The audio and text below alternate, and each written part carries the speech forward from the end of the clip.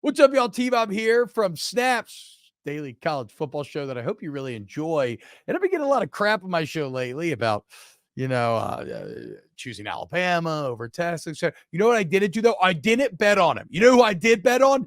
Kansas, okay? And I did it on the DraftKings Sportsbook app because when it comes on where I like to gamble, I love the DraftKings app. And it's because they got incredible offers. If you're already a DraftKings customer, well, check this out.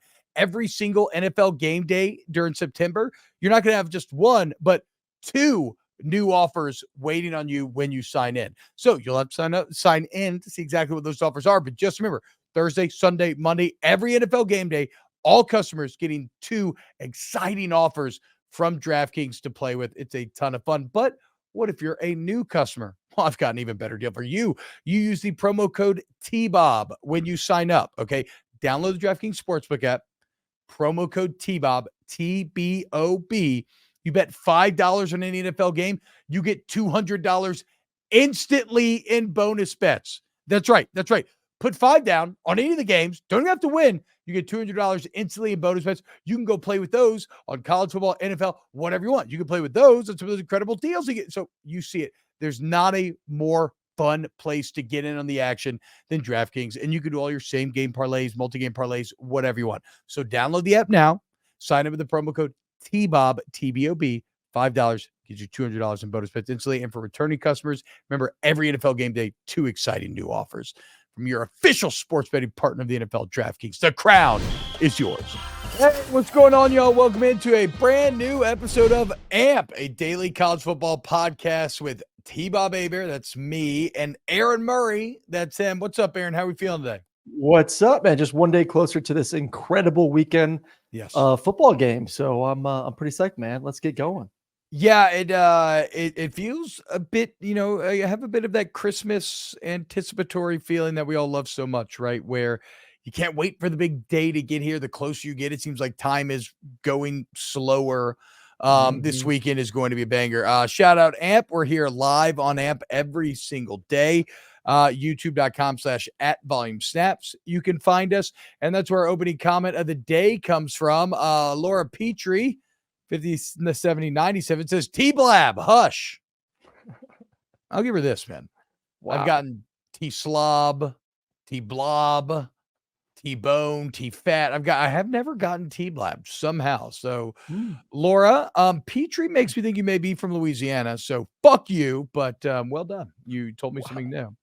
I mean, you can't tell me to shut up on my own show where I'm literally paid to talk. What are you talking about?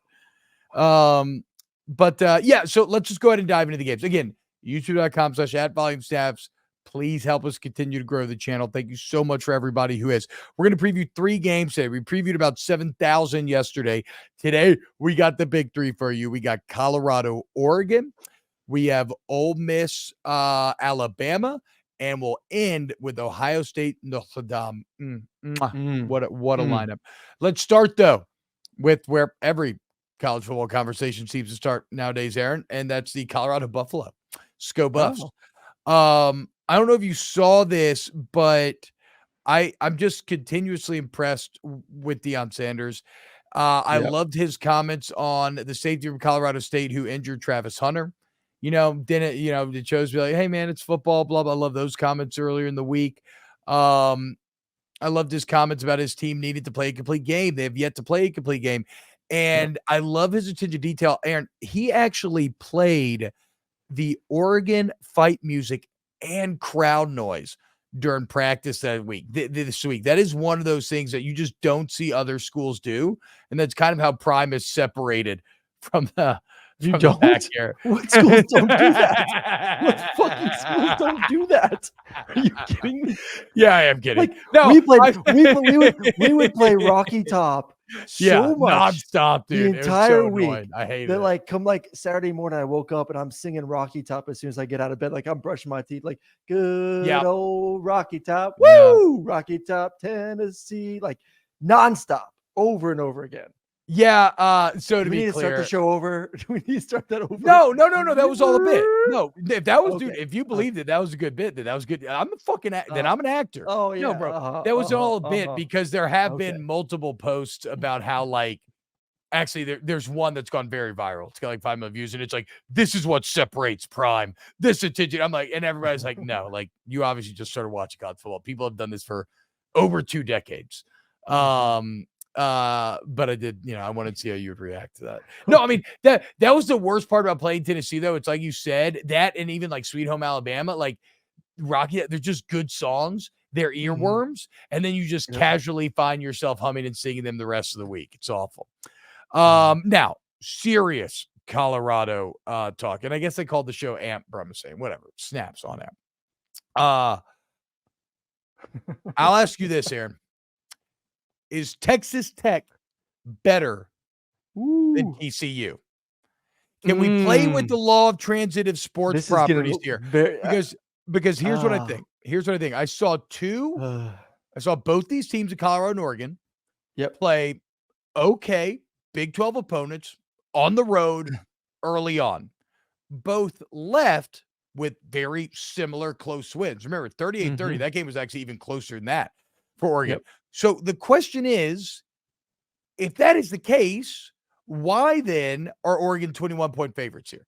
Like, why does everybody expect Oregon to beat the brakes off of Colorado if we've seen them in similar situations and they performed very similar to one another?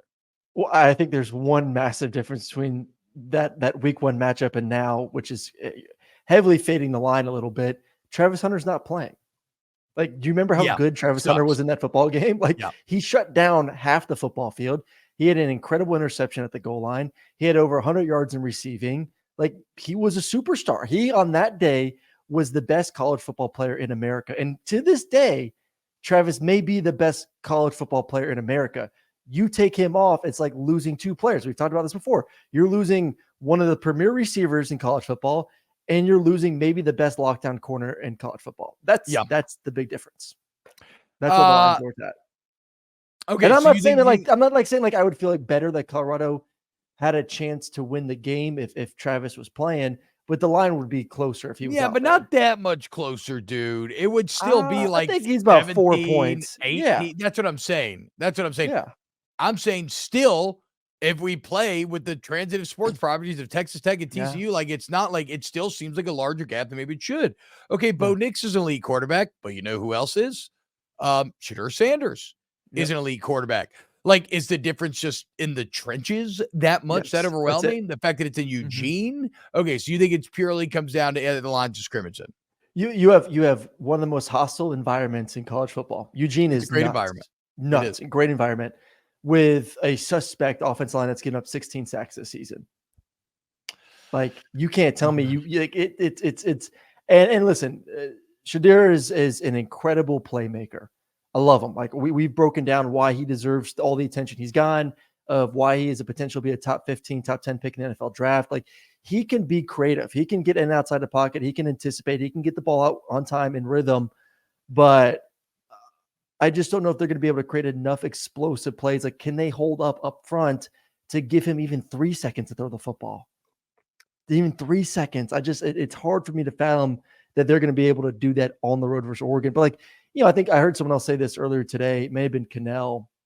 I thought it was a good point. Like, if you're playing 7-on-7, like, I may take Colorado in the football game. But guess what? We're not playing with flags. We're playing tackle football with 11 players, and you have to play at the line of scrimmage. And I don't know if I can trust anything Cannell says about Colorado at this point. He's giving them some props this week, though. He's been a little bit more gentle since Deion called that man a straight hoe on Twitter.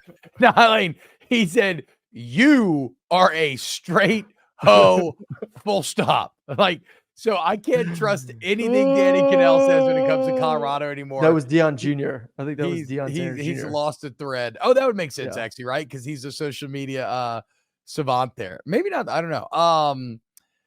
I can't see Deion saying that first off, anyways. Yeah, I guess it's true. I mean, he says bull junk and stuff. So, like, maybe not. How about this? Deion says this week, quote, "We haven't played a complete game. We have not played a game where the offense, defense, as well as special teams have all shown up in the same manner. If the offense is playing well, the defense is hot garbage. If the defense is playing well, offense is horrible, and special teams ain't special. So we got to put it all together to be able to defeat a team like Oregon." Can they put it all can they put it all together, do you think? I would love for them to. I think every YouTube channel in America would love them to. I don't know. think A it's lot possible. of anti-Colorado sentiment have thrown their lot with Oregon this week. But this is where I have a problem too. Like, I think people are so ready to jump and just bury Deion and bury Colorado. Yeah. Like, we weren't expecting him to win this game 4 weeks ago. I agree with Like, you. what has changed? What has changed? Like, if 3-0. anything, 3-0 with a I get superstar that, quarterback has but changed. still, like, if they're 3-1, that's a hell of a start to the season. They're 3-2 and they lose to USC next week. Guess what? That's still a hell of a start to the season. Like, why are we so? Because it's Deion.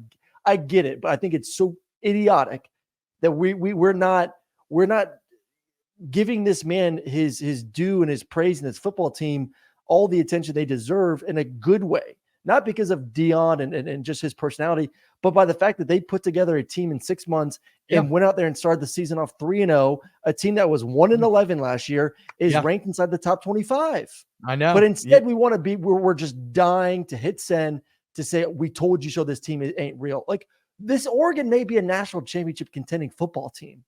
You're playing in their home. Like, calm down, dude. Like, it's frustrating that people are just mean. Just straight. Like, people are just mean people. I feel like you signed on to Twitter for the first time, like today, maybe. Like, what do you like? I mean, welcome to the internet. I don't know what else to tell you. Like you are 1,000% correct on everything you just said. And I had kind of similar sentiments this morning where I accuse, because my producer has been very like anti-prime and Colorado the whole year. He's like, we're gonna finally see if Colorado's any good or not. I'm like, you're moving the goalposts. Like, what are we talking? Who cares? But Aaron, at the end of the day, you're engaging in nuance, and nuance has no place on the internet. Okay. You go 3-0, you got a superstar winning quarterback. You got Lil Wayne, the rock of the game, to the biggest story in college football, to the point where people are sick of you. Of course, they're going to victory lap if Oregon goes and boat races you. Now, I will say this. I think if Colorado keeps it close, that ends up being a win for Colorado. I know Deion won't accept that. I know that the players won't accept it, and they shouldn't.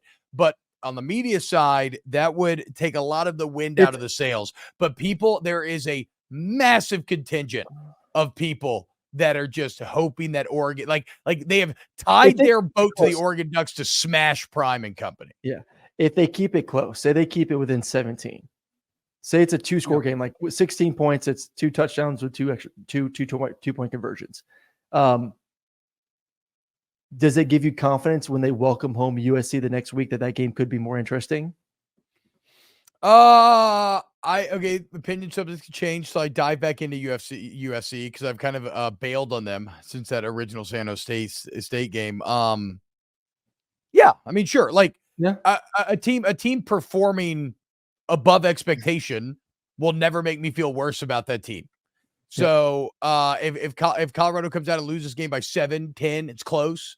Then you're going to feel better about Colorado hanging with the big boys. Like, and I think if they win this game, then they are immediately thrust into that tier 1 in the Pac-12 that right now consists of USC, Oregon, Washington, certainly who we love.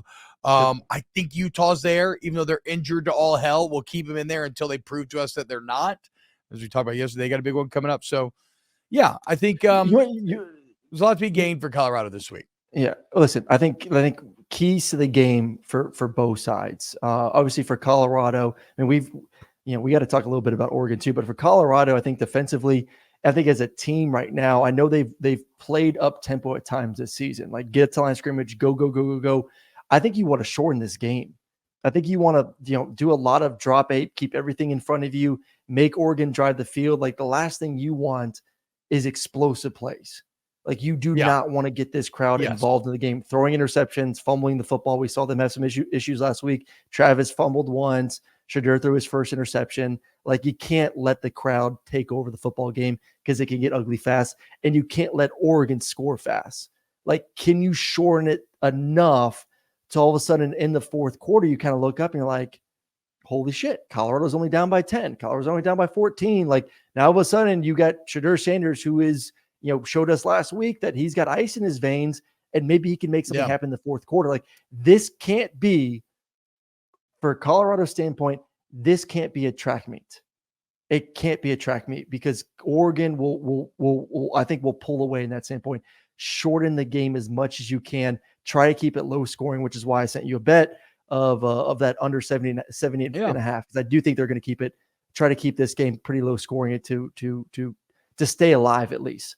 And then for Oregon, I think Bo Nix just needs to be Bo. Like, don't try to make the moment too big and feel like it's you versus Shadir, that you have to have a Heisman moment. Like, Bo's played well enough last year and to start the season. And if he just does what Bo Nix does, take care of the football, be creative in and outside the pocket, he's naturally going to have a big time performance that's going to leap him up in the Heisman discussion. I just can't help but wonder if we've kind of crowned Oregon for no reason when they haven't really done anything that impressive this year. But we'll see. I think that Oregon at home has been very good. They've won 26 of their last 27 games at home. They're only giving up 18.8 per game. Do you know who the only team to win in that streak is? Washington last year, 37-34. Penix was a master. And finally, as you touched on, Aaron, this is the first of a series of badass Pac-12 heavyweight quarterback bouts that we are going to see. Okay. So you can say it's not Shadur versus Bo, but on the media side, it is Shadur versus Bo. And I can't wait to see how it's going to play out. All right, let's move on to the SEC. As Ole Miss and Alabama are going to do battle in Tuscaloosa this weekend, and it's kind of fascinating. Nick Saban looking at risk of potentially losing 2 games in a row at home to former assistants. And I'll say this, man, Lane Kiffin's troll levels are as strong as they have ever been right now. I believe he is incredibly confident going into this game. We talked about him mentioning that he thinks Travaris Robertson's making the calls, not Kevin Steele. Nick Saban denied it Monday. Lane Kiffin came back, and this is on tape, says, look, man, we saw what we saw in film, and as everybody knows, like, we know people there. Like, everybody knows each other. We talk to people there, and like, yeah, man, that's what we think. And so what's fascinating about that is legitimately Lane Kiffin is trying to make Nick Saban think he has a mole amongst the crew. He is literally trying to stir dissent amongst the ranks. He is playing meta mind games right now. The tweets are out of all of it. And the only thing I keep coming back to is there's no way he would be doing any of this if he didn't feel supremely confident about what he's bringing to bear. You think Saban is interrogating people this week? Like, bring him into his office, turn the lights off, have a light shining on their face. Like, are you the mole? Are you trading secrets? You talked. Yeah, you talked. Absolutely. I know you did. How scary would that be if Nick Saban walked into the room, lights are dimmed, there's just a chair with a light beaming on it? Like, I'd be shitting. Deny till you die. You better have fucking proof of my text. Otherwise, I didn't do that. Even if I did it, I didn't do it. Absolutely not, coach. Never would. No chance. No, I don't know. I don't know if this is, because we talked about Nick Saban smiling in the press conference to start the season. Like, is that a good thing? Is that a bad thing? Does that mean he's supremely confident? Or is he just like, you know what, this season's going to suck. I'm just going to be happy and enjoy it. And is this Lane Kiffin supremely confident, or is this him trying to mask something? Because I've never seen, like, he's always been a troll, and he's always been more trollish during Alabama week and saying, unique things like get your popcorn ready, all that. But I feel like he's taking it up another notch. Yes. This week. So, like, does he see a chink in the armor? Which I think a lot of us do. And I said this yesterday when we were talking about Clemson and Florida State. Like, I think everyone in the SEC West, just like everyone in the ACC, looks at it as, if not this year, then when. I think you brought this up on a previous show of, like, if we can't beat Alabama this year, then when will we ever get to do it? Because we know they've recruited at a high clip. We know it's a young football team. We know Nick Saban's going to go get a kid in the transfer portal, the quarterback next year. Like, we have to take advantage when Alabama's down and keep them down. So, yeah, I don't know. I still would be hesitant of poking the bear too much, of saying the dynasty's dead, that the king is dead, when Alabama is a more talented football team. And the last time that Alabama lost 2 games in a row in Tuscaloosa was Nick Saban's first year back in 2007. It just doesn't happen. Well, until it does, Yeah. Again, I'm not going to stay on this too long, but let's just look at the experience Alabama fans are going through right now. Aaron Murray, there are 32 NFL starting quarterbacks. Alabama represents 1/8 of the starting quarterbacks in the NFL, and yet you look at this year's numbers. These are Alabama's SEC ranks offensively. Yards per game, they're 12th. Pass yards per game, 13th. Yards per pass, 13th. Yards per play, 13th. Offensive success rate, 12th. Negative play percentage, 13th. Sack percentage, dead last 14th. Now, that said, I do believe Jalen Milroe is a significantly better quarterback than the other two, especially with this team, especially with this offense. And I saw an Ole Miss defense that was struggling and getting pushed around by Tulane in the trenches with their backup quarterback. And so we have a classic weakness on weakness. Aaron, who do you think wins that battle? A Jalen Milroe-led tied attack or that seemingly weak Ole Miss defense? Well, it depends on what the game plan is for Alabama. Like I want to see, I don't know, I would say at minimum 10 design quarterback runs in this football game. Yeah, absolutely. Like we talked about Colorado wanting to shorten the game up. I think for Alabama, the same thing is like you just want 12 plus play drives where you're just beating Ole Miss up, because Ole Miss, like you alluded to, man, I think there's some major issues on both lines of scrimmage for Ole Miss. And Alabama's not great in pass protection, but they can run. And Alabama's defensive line's pretty feisty. And I don't think Ole Miss, who, I don't know what the deal is with Judkins. I think it's some sort of abdomen issue that has hampered him to start the season. You can't have Jackson Dart being your leading rusher and then think you're going to win the football game. Why not? I don't believe. No game sample size. Why not? I mean, he's done it very effectively this year. He's rushed for over 200 yards, averaging against lesser opponents. If you're going to rush that much versus Alabama, you're going to get knocked around, and I think it's going to affect your throwing at some point. Okay, that's probably fair. It's going to affect you. You're going to be worn down. So on the road in Tuscaloosa, getting hit that much. So there's two issues. Like, is Judkins healthy enough to take a bigger load? Which right now doesn't. I didn't pull a Skip Bayless. Well, I didn't say anything. Calm down. Can he take some pressure off the quarterback? I don't know if he's healthy enough to do that. And I think Alabama, I think Nick Saban's hopefully going to put his foot down and say, we're running the quarterback. And that's it. That's it. Plain and that's simple. what I would do. I mean, that's all you can do. Run, and then take a shot. Run, take a shot. Run, take a shot. I think Alabama wins by double digits. Wow. Okay, so I was gonna say it's that's what it kind of sounded like. Everything you were breaking down was leaning towards. Which running you played with a lot of great backs in your day. Who could take the biggest load from you off of your backs? Yeah, like when you're talking about taking a load off your quarterback's shoulders. Like, I'm saying who? Okay, Gurley. Okay, yeah. I didn't know. Did you play with is No Sean before your time? I can't remember. No Sean was before my time. Oh, okay, never mind. So that makes more sense. Wow. Shout out Gurley, man. I'm impressed. I don't know. You know what, dude? I may be an idiot. Jackson Dart's the 6th highest rated quarterback in the country right now. He's playing very good football. I think this is an Alabama team that's in a bit of shambles. I think the confidence of Lane Kiffin is going to rub off on this team. I do not have Ole Miss winning, but I have taken them with the points. I couldn't bring myself to go Ole Miss money line, but I think this is going to be a close one. And remember, it was close last year, and it was a significantly better Alabama team and a significantly worse Ole Miss team. What? With Ole Miss? I think Jackson Dart's way better than last year. I mean, no. Then they try to get Spencer Sanders because he sucked kind of last year. Like, he's been elite since the spring. But Judkins ran for 135 yards, 5.4 yard average with 2 touchdowns. Okay, that's a fair point. But Judkins is still going to play. And again, I'm just fading Alabama's offense. Alabama's offense has been shit. Pete Golding knows those players inside and out. He should, in theory, know some areas to push in which to have success. But, of course, that street runs both ways, right? Because they should know some of Golding's stuff that they want to do. Okay, so you have Bama covering. I have Ole Miss covering.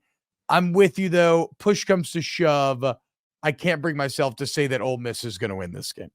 I'm going to have them prove it to me, and I'm going to have them bury Alabama once and for all here in 2023. Finally, Aaron, let's get to the big boy. That's right. The top 10 matchup, the second top 10 matchup we've seen this year after LSU, Florida State.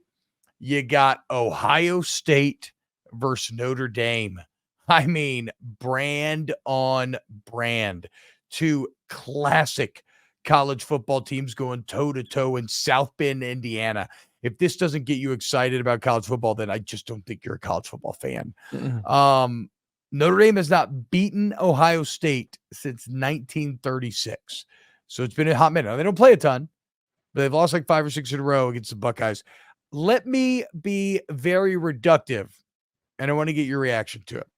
And this is not fair. It doesn't tell the whole story, but let's just reduce this game to its barest elements. Last year's game, Ohio State had C.J. Stroud, one of the best quarterbacks in the entire country. 41 touchdowns, 6 picks in the year. Notre Dame had Tyler Buckner and Drew Pine, who were not good last year. Then you look at what Buckner did last week for Alabama against USF. Okay, we see how bad he is. Did you hear about what Drew Pine did last week at Arizona State? He got in 23 plays and turned the ball over 4 times. How that's possible, I have no idea. I don't understand. But the point is, think about that. C.J. Stroud versus those two last year. Then recognize that game was played in the shoe, and that game ended 21-10. Now you have a quarterback in Sam Hartman, quarterback in Notre Dame, who's thrown for more touchdowns than any quarterback in the entire country.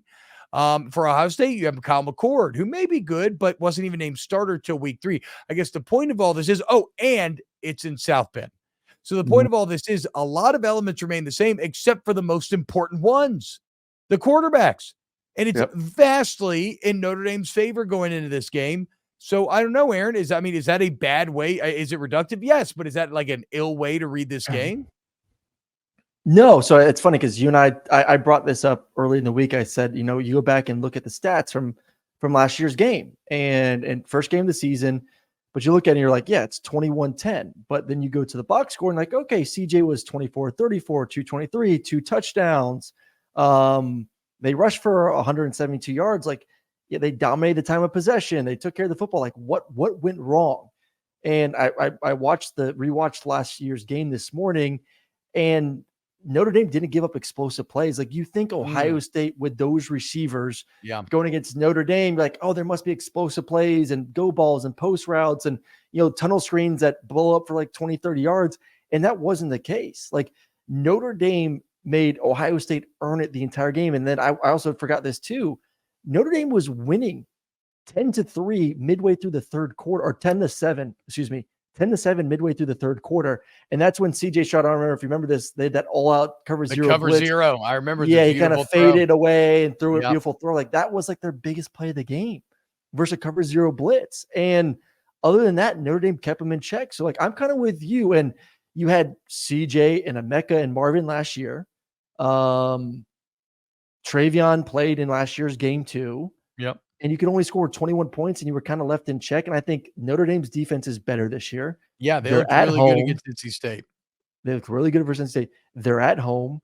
And Ohio State's offense is not better than it was last year. No. So, like, I was pro Ohio State to start the week until I saw that game. And now my belief is, wow, Notre Dame defensively does have the athletes that can match up with Ohio State's offense with a much lesser quarterback. And so, okay, so we're in agreement then. I think Notre Dame wins this game. I do. What do you find as the biggest, and we'll play this for both sides. What do you find as the biggest potential problem for Notre Dame? Giving up explosives. I think that's the thing. I think with a young quarterback who's making his real first legit road start, like Indiana, I'm not really considering. Like, that was like a little teaser. Like, this is primetime football against a top 10 team, a better defense, and one of the most historic stadiums in America. Like, this tests your manhood a little bit. So, like, to me, you can't let him get comfortable by giving up explosive plays. Like, let him mess up. at some point you let an inexperienced quarterback against an elite defense mess up. You can't give him confidence by trying to think you can go man on man on the outside, single high safety, and giving up an explosive play to Marvin Harrison Jr. And all of a sudden that quarterback starts thinking, hey, I can do this. Like, you got to keep that doubt in his mind. So I would say, I mean, I agree, absolutely right. I think that's one of them. I would also say, can these Notre Dame receivers find success against very good Ohio State secondary? Because again, Aaron, one thing I've learned from you on this show and really started to appreciate and watch closer is just how much, what a big difference weapons can make when it comes to making it easy on your quarterback. And, if we come out of this other side and Sam Hartman plays okay or not that well, we're just going to shit on Sam Hartman. I get that. That's fine. But I bet you when we dive into the tape, we'll see that the receivers were blanketed and he didn't have a lot of places to go with the ball. I don't know. I forgot what the over under was, but this is going to be a low scoring football game. Yeah, I kind of feel that too. I feel that as well. Because Ohio State defensively is really good. Yeah. Like really, really, really, really good. Like on all three levels, good. Notre Dame, really good in all three levels. Like, this is going to be a knock 'em sock 'em football game, take care of the football, field position type football game. And I'll get in that type of game, I'll give the advantage to the more experienced quarterback and the home team. We should have our snaps knock 'em sock 'em game of the week. What's a bigger knock 'em sock 'em game? This one or Iowa Penn State? This one, because Penn State's still going to Iowa may not cross the 50 in that football game. Yeah, you don't need to cross over 50 under score though. Over under Iowa crossing the 50 3 times in the football game. Relax. Even though their best tight end is hurt, so they're dead in the water. And they're okay. So that was biggest problem for. I didn't know that. That sucks. Yeah. That was biggest problem for Notre Dame. What's the biggest problem for Ohio State? If you listen to your co-host in yesterday's breakdown, you would have heard me mention. You said that. Also, I did say that. Shit. I'm sorry. Question in the chat: does T-Bob listen to Aaron when he talks? Yes or no? Okay, hold on. Do you want to play that game? Are we sure that you want to play that game? I mean, you ever heard the term glass houses? Let he is who without sin throw the first stone. So I know your ass ain't picking up a rock. Except to throw touchdowns. Yeah, exactly. From in the chat, pots and kettles. Pots and kettles. All right, what was your question? Biggest problem for Ohio State. Flip it. Biggest problem for Ohio State. Getting their quarterback. Same thing. They was like getting their quarterback in rhythm. Like, I don't think Ohio State defense really has many matchup problems. Like, I love the way Notre Dame's offensive lines played. I love their Estime in the way he's running the football right now. Like, I think their defense will be fine. And like, it's like, can you just get your quarterback in rhythm? Can you give him some easy throws to quiet the crowd, to build his confidence? It's like that to me. Like, once again, like I said it on Monday, like Ohio State's a quarterback away, in my opinion, from being the best team in America. Yeah. So like, that's the big question in this game. Like, I don't question Notre Dame at all. Like, I think Notre Dame is, regardless of what happens this week, unless they get just blown out, is still a legitimate national championship team. Like, and a playoff contender, because I think they can hang with USC, and I know they could beat Clemson. But for Ohio State, like the whole game and the whole season for Ohio State lies on their quarterback's shoulder. They got the receivers, they got the running backs, the offensive line looks good. They've had the best defense they've had in years. It's the quarterback spot. That's this whole game. So, and I agree. Once again, Aaron, we are simpatico here, because I wrote it as, can the O-line protect Kyle McCord? And then also, like, if you can get Travion Henderson going, that goes a long way towards getting McCord into the flow, like you were talking about. So already, though, in these answers, you could just see how much of all of this goes back to that quarterback position, right? Yep. I mean, that's what this is all swirling around. And look, if you're Kyle McCord, it's a great opportunity, because if you do this, all of a sudden, everybody's going to be believers. You're a made man. Everybody thinks you're great. But great opportunity generally cuts both ways, because if you don't do this and it goes poorly, everybody's going to zero in on you. What's it feel like as a quarterback, Aaron, when you lose a big game and everybody's just like, Because, I've lost big games, but ain't nobody talking shit about the center. No, like you guys can still go on the town and get drunk and no one's really like saying much, but like you kind of feel like when I would lose a game or George would lose a game, and now if I went out, which I rarely did, you kind of feel like everyone's just staring at you like, oh, there's Aaron. He kind of shit the bed today. Or not a good feeling. Especially for Ohio State because of what that position has meant for the past 8 years. That's true. Ohio State and Alabama, even though whatever, Kyle McCord's way better than what Bama's brought to bear this year. Yep. But I mean, it's a lot on the line for the Buckeyes. They're going to feel far behind Michigan if they drop this one. And if you're Notre Dame and you want to ascend into Odin's golden halls and you want us to all believe in you, this is your, like, if Notre Dame wins this, they're basically a playoff team. Right. Yep. I don't see them dropping 2 against Duke, Clemson, and USC. Maybe 1. Nope. I don't see them dropping 2. So just so much on the line. This weekend is going to be so much fun, y'all. We will be doing a Sunday recap show where we'll break down all the insane action. I mean, there's a million different teams from which to choose, a million different games that we'll be reacting to. On Friday, we'll have the second edition of our new gambling segment brought to you by DraftKings with our guy Colin Wilson from the Action Network. That's a ton of fun. Colin with some very sharp plays last week. Remember, his system liked the Florida money line and liked the Mizzou money line, and look what ended up happening. And then, as always, youtube.com/@VolumeSnaps. We hope you have a wonderful day. Huge thank you to Ryan Brumley, Pat Gunther, Danny Cardenas, Chris Tran, Christian Hunter, Adam Gracia.